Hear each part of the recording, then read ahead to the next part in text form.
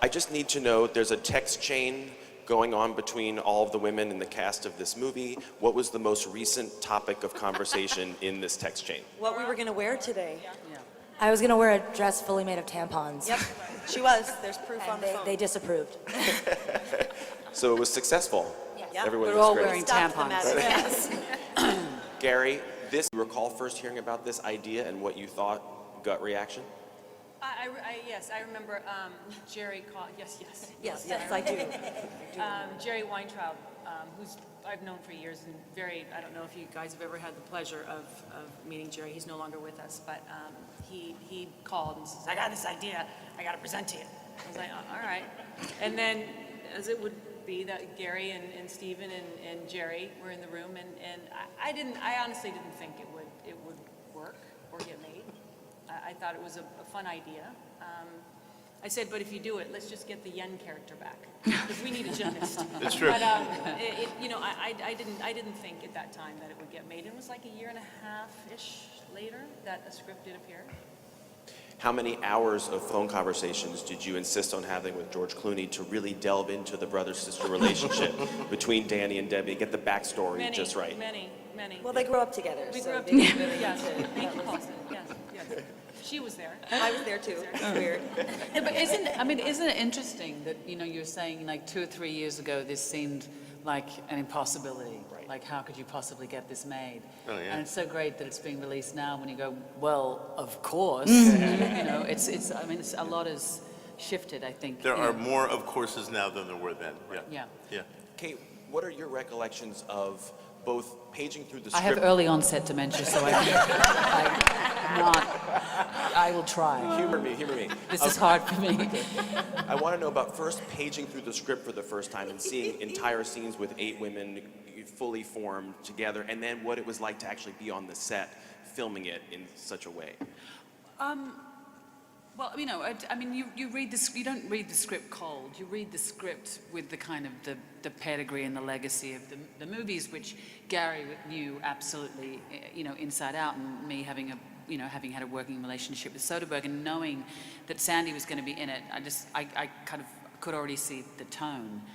And then, of course, the first question is, well, who are the other ladies going to be? And Gary sort of lay forth his A-team, which he got. And so, in the end, the script, it's a malleable thing. And there were a lot of changes that were being made. It happens every time, not just with this movie. So in the end, to me, it's about the ensemble. So once I knew who the other women were, and knowing the franchise, it's a terrible McDonald's term to talk, use in movies, but it is. I just felt like it would be a great, fun thing to do, and it's a risk, and I thought it was a risk worth taking. Yeah. Did that make sense? Absolutely. The dementia is not showing its face. Thank you so much. So thank you for that. Guys. Thank you. And it's so fun to watch you play Daphne because you're sending up this celebrity culture. It's a world that you know very well, but it's also a world that you're able to obviously distance yourself from and play a role like this. What was most exciting for you to kind of play with in this character? Thank you for saying that it's obvious. It was fun to kind of know that the research was already done, that the muscle memory was in there about what her life was like, but to wonder what would have happened if at the beginning of my career I thought of fame as something that was real, as opposed to the way I do think about it, which is that it's very illusionary. Kate, what word am I looking for? Illusionary? Thank you so much, You Madam said it. President. No, I kind of swallowed it. And so I had a blast, and I was such a huge fan of the George Clooney and Steven Soderbergh version of it, and so I knew the energy of the movies. And I think one of the later cast members to come on, and so I was just so excited to be in this cast, and I was just really, just really thrilled to play with everybody. I've never been given an opportunity like this, and I've been doing this for a minute. And it's a wonderful space to occupy, and I'm really excited for the moment when this doesn't feel special anymore, except for the fact that it is always special when really talented people are given opportunities to do their jobs. Mindy, what changed in the character of Amita from the initial conception to your embodiment of her? I think that's a question for the writers about. Well, you would be one. You're a writer. Right. No, but for Mita, I mean, what you're saying? What changed from the original conception of her character? And did you have input Well, in it? there was. I met with Mindy at Dupar's in Studio City. I wish it was more glamorous than that. Why couldn't you But have we said? did. We met Shut for Marmont, but I okay. think now it's a Blue Mercury. We met so for, it's and more glamorous. it's not. It's now a Sephora. Well, this was actually one of the more challenging roles, which I didn't anticipate, because I had this idea that the Ocean's movies were just a breezy hangout where George Clooney plays pranks on everyone. But this was very challenging for me because I had to learn Hindi for a scene I had, which, when none of you guys were in the scene, but I had to have a fight with my mother in Hindi. And Oh, you should have told me. I'm fluent. oh, you're fluent. I should have asked. Of course, Cate would be fluent in Hindi. And so I had to meet a coach and had to be coached in Hindi. And I think everyone maybe thinks that because I'm Indian, I had been raised speaking in Indian language, but I wasn't. So that part was challenging. But it's fun because I always play delusionally overconfident characters. And so this character was just like, I get to be involved. That was very nice to play someone who's more shy and gets to come out of her shell. No one has ever accused me of being shy before. So this was a nice role to play. Demure was nice. And Sarah, I don't feel like any of us are gonna meet any suburban woman and think the same thing again, right? It's super fun to see your twist on that kind of character. Was that fun to play? Oh, yeah. I mean, I myself am not a mother, so it was a stretch in and of itself. I sort of thought it was interesting that she had all those microwaves and blenders in her garage, that she was, she used to very much be immersed in this way of living, and she got out, and Godfather over here comes back and pulls her back in. And, because private school's expensive. Those kids got to go to school, Was there room to play around improvisationally, or were sticking to what was already there? We played around a little bit. Carrie's like, you played around a lot. And enthusiastically so. Yes, absolutely. Yeah. And my scatological, some of it wasn't helpful. Is it a PG-13 movie? Well, yeah. Yeah. There's Sorry, in Europe, Gary. I think they'll hear everything you said. Right? In America, It's X-rated. It's X-rated, yeah. Well, I kind of thought what's fun about Sarah and Annie in this movie is that they're both so funny in the movie, and I'm used to seeing you suffering on screen in a Well, some of us have it. gorgeous suffering, and you're also, so it was great to see them do these comic turns, and they're so funny in the movie, so that was really enjoyable for me to be able to see. Awkwafina, you played a role in a movie called Dude, which Olivia wrote and directed. Thank you for the shout Of out. course. Dude, on Netflix now. Did you ever think that taking a role in kind of a small independent film would end up leading to a role in this kind of film? If I had told you that, what would you say? No, not at all. Yeah, yeah, that was pretty cool. Thanks, Gary. Yeah, that's cool. I mean, it's weird, to think how a career goes and how you envision it might kind of go up the ladder, but in Yeah, this I mean, way. I think Gary, you saw Dude, right? And then Yeah. we had a face, and then Olivia was like, this might be a thing, and I'm like, no, it's not. It's not a thing. And then we got on FaceTime one night. They were writing, and Gary was like, hey, you got the role. And I was like, oh, I'm just gonna go die in the corner now. So that's that, yeah. One last quick, right here in the front. We have a microphone for you. If you don't mind, everyone, just say your name and what outlet you're from and what country you're from. And the That'll name be of your hairdresser. I will trade you for an interview. Thank you all for this wonderful film. My name is Diva, and I represent the Diva Review. And one of the thrills, I think, of the Sinatra, Ocean's 11, and Clooney hanging out with his friends is that you got the impression in both of those films that it was pretty much us watching Sinatra and Clooney hanging out with friends. And that created a chemistry that we see. I feel like in this film, we also have that chemistry. I'm not sure how close you guys are as friends personally, but Sandra and I grew up together, so. But I wondered if there was sort of bonding or any kind of exercises that you guys did, outings, whatever. We were able to bond and connect in the way that we could, in that we were working crazy long days. we were draped all over each other on a couch, you know, at 12 o'clock at night. And you just, once we let our guard down and we realized we're in the company of safe people, I think we all sort of began the vomit fest of just question. Well, I did. I threw up first. I had it in my hair. You know, we. Vomit? Yes, you remember. You were there. Okay, well, I It's in your blacked out, hair. so. It's in your hair. It's a bad. But no, I did. I went in hoping, and you don't always get what you hope for. And by the end, I think, and now continuously, and I think long past this film is out, I think we managed to connect on a level that we never ever would have been given a chance, because we don't get to work. The women, we're just, you know, there's 5 roles and we're all just sort of looking for them, and they're all lone little islands, and here we were, Hawaii and all the smaller islands. Okay. Sorry, I'm just trying to. Keep going with something it. We're right. fine, That Sandy. sounds really clever. Geographical metaphor. But no, I feel really lucky. I feel really lucky because there's no more stones I need to turn over, and on this one, I really feel that I came out with so much more than I ever imagined, and they might not feel the same, but I don't Nope, care. don't But feel that way at all. Yes, Andy. But no, I feel very You do. lucky. You'll always have the text chain. Yeah. Yes, right here, sir. And just wait for the mic if you don't mind. And introduce yourself, please. Thomas Urban from AFP. I had a question. In the movie, Debbie mentions maybe an 8-year-old that might be out there and being inspired by this heist. I was just wondering, was it in the back of your mind that an actual 8-year-old might be inspired by like women having strong roles and being in this movie? Well, I thought what was nice about this movie is that it passes, you guys all know about the Bechdel test, and this passes it with flying colors. I mean, the fact that we're orchestrating a crime as opposed to fighting over a man, there isn't even the specter of a man or romance. There is. in this. There is. Oh, Richard. Yeah, there are the Richard story. Yes. But we're Don't not. eliminate him. We love him.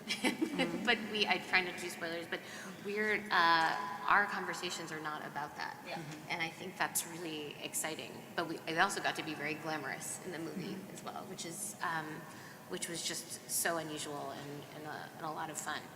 You know, and we had a director who was really sympathetic to that, you know, who wanted to make a story about women, you know, so it doesn't, I think there's a thing where, you know, all of us, every single person on this table wants to see more female directors, and that absolutely has to happen. You know, I've just come from Cannes, where there were, you know, 21 films and only 3 female directors, and it puts an inordinate pressure on them.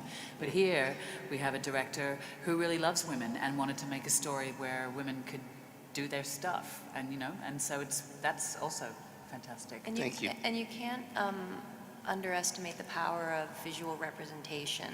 And so to an 8-year-old girl, maybe we're not trying to say, you know, go have a life of crime, but we're saying go do what you want. Go do what you want, and there's space for you. And there's space for you to do it with your friends, and there's room for all of you. And I think that films that have an everybody in mentality and message for people who have historically been excluded, I think that's a really good thing. I think also, like, when it comes to representation and diversity, there's a difference between, you know, kind of throwing in people of color, you know, women, and then actually representing them accurately and authentically. And I think the important thing about the characters in this movie is that we are not, especially the people of color in this movie, that's not defining our characters. Like, I am in the movie, I'm a New Yorker from Queens. That Asianness has nothing to do with it, and I think that's representation, and that's like where we're going. And I think this movie is going to be a step toward like a right direction in that case. And also, if I just, one last thing, it's just women taking care of each other, women being good to each other, women stepping back and letting the more gifted step forward in the heist and whatever, recognizing talent and saying, go out and shine, I've got your back. And not fighting over something. Sure, we can fight, but we're fighting for the greater good, which is a whole lot of money. But but I think to me the most important thing was to show I didn't care about the heist as much as I cared about how they treated each other and how they lifted each other up. And I think that's, to me, that's the world. It's not the world that's represented, I think, in you know, media a lot, but really what's happening is that there's just so much love and support. We now need to show it, and I think that'll help equalize a lot of things. I see that mic right back here. Yeah. Hi, Yuka delivering question from Yoshihiro from Japan. What a powerhouse of female. It's really incredible to see you all. We'd like to know what was it like when these individual female got together for the first time for this movie? What was the atmosphere was like? What do you remember the most when all these incredible women got together for this movie? One of the things I remember was the moment when I realized I didn't have to put a filter on, because what you said about feeling like an island on a set, I was used to that, you know, and I've been really lucky. I've worked with a lot of great women, but there was usually just one or two of us. And the idea that we could all bring all the experiences we've ever had and kind of put it into this shared pool and all then collectively become better because we were all just together and able to share it. I mean, that was one of the things that was the first things that I remembered, was feeling safe and feeling like I was with people that I felt so proud to be amongst, and feeling like I was just, while having the best time of my life, learning and just like enjoying the view. It was incredible. Being in the whole log art. Where's the mic? Hi. Hi, my name is Rachel. I'm with the Nocturnal. It's wonderful to be here, breathing the same air as you greats. It's a little stinky up here. No, bring it on. All about it. I was curious about your thoughts about the trend that seems to be rolling, which is wonderful, about reviving and remaking films with traditionally male ensembles, as opposed, or not as opposed to, but compared to creating new works with female ensembles. I was just curious if you could talk a bit about that. I think it's both. I mean, what was great about this is yes, you've got the history of the franchise, you know, the Ocean's franchise behind it, but I think that's what I mean about the script being malleable, is we wanted to make it its own standalone thing. So it's got an echo of what came before, but it's not a remake. And if you were just doing, I think remakes are great, but if it was only remakes and there were no original stories, it's like any sort of sense of homogeneity in the film industry produces boring results. And whether that's homogeneity of cast or story, it's homogeneity is a big word. I think that's a good one. I think everyone should use it. Kate comes up with Very some complicated, big word, big word. Can't spell it, but I can say it. I think it's not saying yes, you must do it this or that way. I think it's it's a bit of both. Yeah, I also think that oftentimes there's a way of, because nobody on this table would say that one of the most exciting things is a new voice doing completely different material or launching a whole brand new franchise or something that's not based on a comic book. And then every time you think that way, you see a movie like Black Panther, which is completely revitalized that entire genre. So people can work within genres. Or, Lando Calrissian is being played by Donald Glover. So every time you want to make a rule about like, oh no, reboots, remakes, and this, and then it's a launching pad for great new characters, great new dialogue, and new relationships. And it's a shrewd way to get audiences to feel like, that there's that old saying with comedians, which is like you let the audience sniff your hand to feel comfortable. And it's like, What is that again? sniff the hand. It's like a comedian saying of like, you have to, like, when you start off a set, you need to let them sniff your hand. Sniff the hand with something familiar, and then they will feel on board. I just think it's a shrewd way to get to sneak in diverse voices. So I'm all for it, as long as they're sort of being, reinvented and reimagined. Yeah. Where's the mic? Hi. Hi, hello, I'm Lucy Ugarte from Chicas Guapas TV from Argentina. And I would like to know, from the cast of Ocean 8, who do you think would be more likely to ruin a heist and why? To ruin it? Ruin it. Yes. Ruin a heist. Ruin. Yes. Sarah, why? Why? Go ahead. Why? Yeah. You have to Because explain. because she dances, she makes jokes. What else do you do, Sarah? I She laughed dribbles. We'd probably be like hanging from the heist, and someone's like, I can't do it, but like I could do this, and then just start dancing. She would have ruined. I would never. Distraction. Yeah. I think it's between Paulson and Helena. Oh, Helena with the charcuterie. Helena would crack within seconds. She would just like, sorry, sorry, right. Right. She was always trying to get us to remember what we were doing in the moment before. She's not even here to defend herself. Yeah, I know. guys. It's mean, good. shame. It's Helena. Let's go with But that. she likes it. One thing I want to know, because I'm such an Oscar nerd, I can't help notice that of the 8 women, 3 are Oscar winners, the other 5 are future Oscar winners. One's homeless. us. Right, that's right. And I noticed that the first three we meet in the movie are the Oscar winners. We meet Sandy first, and then Cate, and then Anne. Is that coincidence or by design? Way to connect That's the dots. No, that was not. actually is the way Olivia and I always outline. We look for who's ran out won of them, so Oscars. let's get in and then we those try losers. Descending order from success. Try to Bringing up the construct rear. all the Last. roles based on it was entirely unintentional, and we're very fortunate that. We're very sorry. But I might add that while we were filming, someone at the table was winning award. Of course. After it was award after ridiculous. award. It was just like, oh, Paulson's won another award. Just won the Emmy. I'm gonna set and be like, just want an Emmy. Yeah. So, Yeah, I'm sorry. Things aren't going really well for the rest of you. Only the Oscar winners. Okay, Don't have an Oscar. Give it time, Sarah. Where's the mic? Hi. Giovanna Grassi, Corriere della Sera, Italy, TV director. Can you tell us something about the art in the movie, the luxury, the glamour? Are so important in the movie, with some irony sometimes, but in other cases, no irony, just the luxury. Just to make sure I understand the question, you're saying to discuss the style or the glamour? The style, the within- glamour, the luxury, the image. Well, I mean, The I fashion. think a lot of things. First of all, these women all have a tremendous sense of fashion, and they were tremendously collaborative with their designers, especially around the Met Ball in terms of what they wore. No one would dream of telling Cate Blanchett what to wear, but it's like I think that being able to shoot in here was a tremendous advantage. Being able to have the advantage of working with so many great designers was a tremendous advantage. I mean, we had Dolce build us 100 footman costumes out of silk that lined the stairs, going all the way up to the top of the stairs. So, I mean, that's kind of a remarkable thing in a film. So it is those details. You're promising a pretty sumptuous experience. You know, some of it just comes down to detail. Cartier loaned us a bunch of real jewels, you know. There were a lot of people who were willing to do cameos for us. Because, you know, all the extras at the Met Gala are famous. So we had kind of a... Gary Gala. Gary. Let me see if I can do a Paulson. Gala. Gala.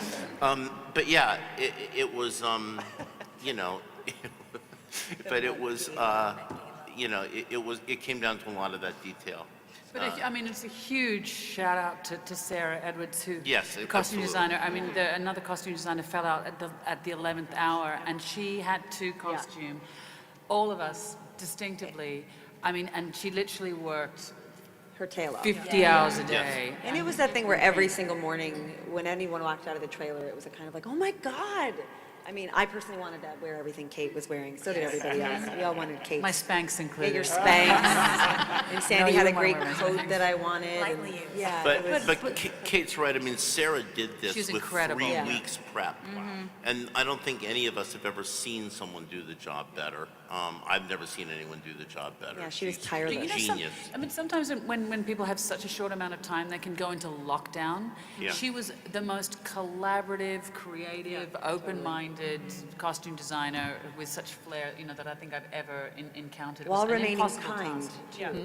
And also, when you think about what that job is, right, you're not spending that much time. You have 8 women, not 2.